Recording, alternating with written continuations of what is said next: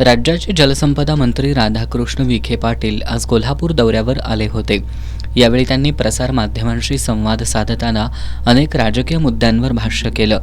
खासदार शरद पवार यांनी सरकारच्या 100 दिवसांच्या कार्यक्रमावर लक्ष ठेवण्यासाठी शॅडो कॅबिनेटची स्थापना केली आहे. यामध्ये पक्षातील प्रमुख नेत्यांना जबाबदारी सोपवण्यात आली आहे.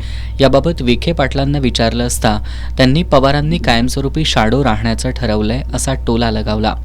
आता मला वाटते शॅडो कॅबिनेटचे हे जे आता सध्या नाटक सुरू आहे त्यांनी कायमस्वरूपी ते शॅडोच राहायचं ठरवलेलं दिसतंय. त्यामुळे त्यांच्या फार नवीन उभारी घेणं वगैरे हे आता ठीक आहे. आता त्यांची उभारी संपलेली आहे. त्यांचा आत्मविश्वास त्यांनी गमावलेला आहे.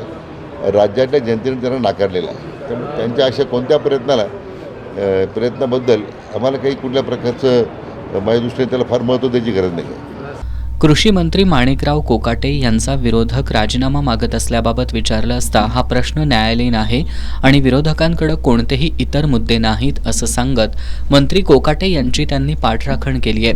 अलमट्टी धरणाची उंची वाढवण्याच्या कर्नाटक सरकारच्या धोरणाला महाराष्ट्र सरकारचा विरोध असून या संदर्भात पुढील कायदेशीर प्रक्रिया पूर्ण केली जाईल असं नामदार विखे पाटील यांनी सांगितलं. राज्य सरकारने आपली भूमिका लिखित स्वरूपात मांडलेलीच आहे. सर्वोच्च न्यायालयामध्ये आता आपण आपलं म्हणणं मांडलेलं आहे. आणखीन त्याला आता जी स्थगिती दिलेली मधल्या काळामध्ये आंध्र आणि तेलंगणाच्या विनंतीवरून, तर सरकारची कमिटमेंटच आहे की आलमट्टीची उंची वाढू द्यायची नाही, त्याला शेवटपर्यंत विरोध करायचा. कारण सांगली आणि कोल्हापूरच्या दृष्टीने हा अतिशय महत्त्वाचा प्रश्न आहे. आणि म्हणून आणखीन आवश्यक जी काही कायदेशीर आपल्याला कारवाई करायची आहे ती सरकार त्या दृष्टीने आता करणार आहे.